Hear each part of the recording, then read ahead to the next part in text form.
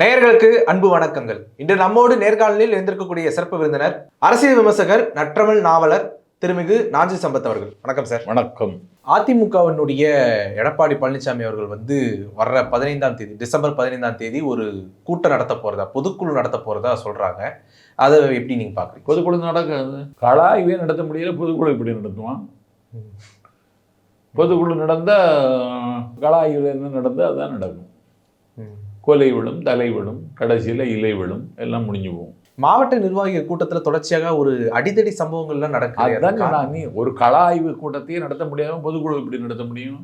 அங்க பொறுமிட்டு இருக்கான், நிருபத்து நெருப்பா இருக்கான், எடப்பாடிங்கிறவன் இடையூறா இருக்கான்.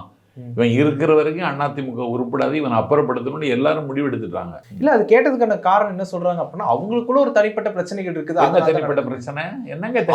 அவங்களுக்குள்ள பிரச்சனைகள் இருக்குன்னு சொல்றாங்களே. அவங்க எல்லா கட்சியிலையும் பிரச்சனை இருக்கும் தம்பி, இது அப்படி இல்லை.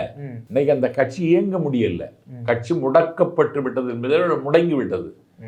அதிமுக இன்னைக்கு இயங்க முடியாத நிலைமைக்கு முடமாகி போனதற்கு இந்த ஜடம் தான் காரணம். எடப்பாடி ஆமா இயக்கணும் இல்லைங்க. கலாய்வு செய்வதற்கு முன்னால கிளைக்கழக செயல் வீரர்கள் கூட்டம் நடத்தணும், நகரக்கழக செயல் வீரர்கள் கூட்டம் நடத்தணும், ஒன்றிய செயல் வீரர்கள் கூட்டம் நடத்தணும், அதுக்கு பிறகு மாவட்ட செயல்வர்கள் கூட்டம் நடத்தணும். அப்பதான் கட்சி என்ன நிலைமையில் இருக்கு, யாருக்கு என்ன குறை அப்படின்னு தெரியும். கொளப்பாக்கம் என்கிற இடத்துல ஜெயலலிதா தமிழ்நாடு முழுக்க இருக்கிற நிர்வாகிகளை வரவழைச்சு ஆய்வு நடத்தினாங்க. அந்த துணிச்சல் உனக்கு இருக்கா? நீ கூப்பிட்டா இவனாவது வருவானா? அதெல்லாம் கிடையாது. இப்போ பொதுக்குழுவெல்லாம் நடக்காது. அப்படியே நடந்தாலும் அது பொதுக்குழுவா இருக்காது, ஒரு புதுக்குழுவா இருக்கும். இப்போ பாஜக தொடர்ச்சியாக அதிமுக சீண்டாத போக்கே நடந்துட்டு இருக்குது. அதாவது அவங்க இவங்களோட சேரலை அப்படிங்கிறதுனால இல்ல, அவங்க நினைச்சது நடந்துட்டு இருக்கு. அதாவது அதிமுக மராட்டியத்தில் என்ன நடந்ததோ நாளைக்கு தமிழ்நாட்டில் நடக்க போகுது. மராட்டியத்தில் சிவசேனா என்கிற ஒரு கட்சி, ஏகநாத் ஷிண்டே என்கிற ஒரு துரோகி முதலமைச்சராக இருந்தான். இன்னைக்கு சிவசேனாவை க்ளோஸ் பண்ணி பிஜேபி கட்சி ஆட்சிக்கு வந்துடுச்சு. தமிழ்நாட்டிலையும் அதிமுகவை க்ளோஸ் பண்ணி பிஜேபி வருகிறதுக்கு திட்டம் போடுறாங்க. அதுக்கான வேலை நடந்துட்டு இருக்கு. நாம் ஒரு ஆபத்தான கட்டத்தில் இருக்கோம். ஆணையின் வாயில் சிக்கி கொண்டோம் என்கிற விவரம் கூட தெரியாத ஒரு முட்டாள் எடப்பாடி பழனிசாமி. எடப்பாடி பழனிசாமி மேல இருக்கக்கூடிய வழக்குகள், நிலுவையில் இருக்கக்கூடிய வழக்குகளுக்கு ஒரு முடிவு தெரியாம அவருக்கு அந்த இரட்டை இலை சின்னம் அப்படிங்கிறது ஒதுக்கப்படாது அப்படின்னு தேர்தல் ஆணையம் நோட்டீஸ் அனுப்பியிருக்குது. அதை எப்படி பாக்குறீங்க? இல்ல, சின்னத்தை முடக்குவதானே அவங்களுக்கு வேலை. யாருக்கு வேலை? பிஜேபிக்கு வேலை. பிஜேபியும் தேர்தல் ஆணையமும் ஒண்ணுதான், அது வேற வேற ஒன்றும் இல்லை. அதனால அதை செய்வாங்க. இரட்டை இலை சின்னம் முடக்குனா அதிமுக அவ்வளவுதான். முதல்லாம் அதிமுகவுக்கு கூட்டணி வேணும் அப்படின்னு சொல்லி ஜெயலலிதாமே இருந்த காலகட்டத்தில் போட்டி போட்டு நீயா நானான்னு பல கட்சிகள் கூட்டணிக்கு வரதெல்லாம் பார்க்குறோம். இப்போ அதிமுகவை ஒரு சீண்டாத போக்கா வேணும். இல்லை, அவங்க அது பெருந்தன்மையாக நடந்துக்கிட்டாங்க. எப்படின்னா, நான் இப்போ மதிமுகவில் இருக்கேன். மதிமுக அலுவலகம் தாயத்துக்கு அவங்க வந்தாங்க. கூட்டணி வேண்டும், வலிமையாக இருக்க வேண்டும் என்று கருதி அவங்க மதிமுக தலைமை அலுவலகத்துக்கு வந்தாங்க. எங்களை எல்லாம் உட்கார வச்சு அவங்க பேசினாங்க. மார்க்சிய கம்யூனிஸ்ட் கட்சி அலுவலகத்துக்கு போனாங்க, இந்திய கம்யூனிஸ்ட் கட்சி அலுவலகத்துக்கு போனாங்க, பாட்டாளி மக்கள் கட்சி அலுவலகத்துக்கு போனாங்க. வலிமையான கட்சியாக வலிமையான கூட்டணியை அமைப்பதற்கு அவங்கள் உயரத்தை மறந்து இறங்கி வந்தார்கள். ஒரு ஓட்டு வித்தியாசத்தில் அடல் பிகாரி வாஜ்பாய் ஆட்சியை கவிழ்த்த ஆற்றலின் ஊற்று அம்மா அவர்கள் ஒரு வலிமையான கூட்டணி அமைப்பதற்கு எல்லாரையும் வாரி அணைத்தார்கள். நீ யாரை போய் பார்த்துருக்க? யாரையும் பார்க்கல. நீ புத்தரகவுண்டம்பாளையம் இளங்கோவனை மட்டும்தான் பார்த்துட்டு இருக்கே தவிர நீ வேற யாரையும் பார்க்கல. இப்போ தளவாய் சுந்தரம் அவர்களுடைய பதவியையும் அவருடைய கட்சி பொறுப்பையும் இப்போ முதல்ல பறிச்சிருந்தாங்க, RSS பேரணியை தொடங்கி வச்சதுக்காண்டி. ஆனால் இப்போ மறுபடியுமே தளவாய் சுந்தரத்துக்கு கட்சியிலேயே இடம் கொடுத்து அவருக்கு பொறுப்பையும் கொடுத்துருக்குறாங்க. ஏன் எடப்பாடி பழனிசாமி இப்படி பண்ணியிருக்கிறாரு? அப்போ ஒரு அந்த கட்சியில் ஒரு கட்டுப்பாடை நிலைநிறுத்த தெரியாத தலைமை. ஒரு கட்டுப்பாடு இருக்குன்னு ஒரு கட்சி. தளவாய் சுந்தரத்தை இவர் நீக்கியதற்கு பிறகும் நிராகரித்ததற்கு பிறகும் குமரி மாவட்டத்தில் அதிமுக தொண்டை அவரை மாவட்ட செயலாளர்னு போஸ்டர் அடித்து ஓட்டினான். நீ அப்பவுமே பொதுச்செயலாளர் பொறுப்பிலிருந்து விலகி இருக்க வேண்டாமா? அதனால உன் கட்டுப்பாட்டில் கட்சி இல்லை. ஒருவேளை தளவாய் சுந்தரத்துக்கு ஏதாவது பயப்படுற வேலையை எடப்பாடி பழனிசாமி இருக்கிறாரோ? தளவாய் சுந்தரம் யாருக்கும் பயப்பட மாட்டார். இல்லை, எடப்பாடி பழனிசாமி அவர்கள் தளவாய் சுந்தரத்துக்கு தளவாய் சுந்தரத்துக்கு மட்டும் இல்லை, தவளை கண்டா கூட பயப்படுவோம்.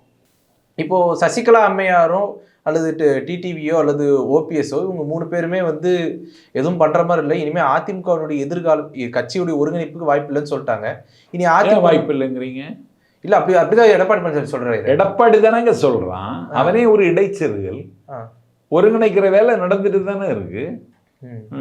இதுல எஸ்பி வேலுமணி அவர்கள் அமைதியா இருக்காரு. ஒருவேளை அவருடைய இலக்கு அப்படிங்கிறது நடந்துருச்சு அப்படிங்கறனால அமைதியா இருக்காரு. அப்படி கிடையாது. 6 பேர் போய் சந்திச்சிருக்காங்க எடப்பாடியை. ஒருங்கிணைக்கணும், அவங்க மேல எடுத்திருக்க சஸ்பெண்ட் நடவடிக்கை எல்லாம் திரும்ப பெறணும், கட்சி ஒண்ணாகணும் அப்படின்னு போய் சொல்லியிருக்காங்க. அது ஒரு ஒத்துக்கிடலை. அதுல எல்லாம் அவங்க மனசு உடைஞ்சிருக்காங்க. புயல் வீசும், பூகம்பம் வெடிக்கும், அதிமுகவை ஒன்றிணைக்கிற ஒரு நாள் வரும். அந்த உயர்ந்த இடத்தில் சிம்மாசனம் போட்டு சசிகலா உட்காருகிற வேளையும் நெருங்கி வருகிறது என்பதை தெரிவித்துக் கொள்கிறேன். இப்ப 2026 தேர்தலில் வந்து இவங்க தனித்த பெரும்பான்மையோட ஜெயிக்கிறதுக்காகவோ இல்ல 2வது இடம் பிடிக்கிறதுக்காகவோ ஏதாவது வாய்ப்புகள் இருக்குதுங்களா? இவங்க கூட்டணிக்கே போகாதது போல எல்லாரும் உணர்றாங்க. அது எப்படி பார்க்க? என்ன நடந்து முடிந்த நாடாளுமன்ற தேர்தலில் சென்னையில 5 வட்டங்களை தவிர 200 வட்டங்கள் சென்னைக்கு 195 வட்டங்கள்ல பிஜேபி அதிமுக விட கூடுதல் வாக்கு வாங்கியிருக்கு. இந்த விவரம் கூட எடப்பாடி பழனிசாமி தெரியும். இப்படி அறியாமை என்கிற அந்தகாரத்தில் கிடக்கின்ற ஒருவன் கட்சி எப்படி தலைமை தாங்க முடியும்? சரியா வராது. அதிமுக ஒருவேளை ஆட்சிக்கு வரணும் அப்படின்னு நினைச்சீங்க அப்படின்னா நீங்க அவங்களுக்கு என்ன சொல்லுவீங்க? முதல்ல ஒரு கட்சியினுடைய சுக துக்கத்தை தீர்மானிப்பது தொண்டர்கள். அந்த கட்சி தோற்று போயிருக்கிறது. வெறும் 4 இடங்களில் மட்டும்தான் வென்றது ஒரு காலத்துல. ஜெயலலிதாவை பரவூரில் தோற்கடிக்கப்பட்டார். 4 இடங்களில் மட்டும் வென்ற அதிமுக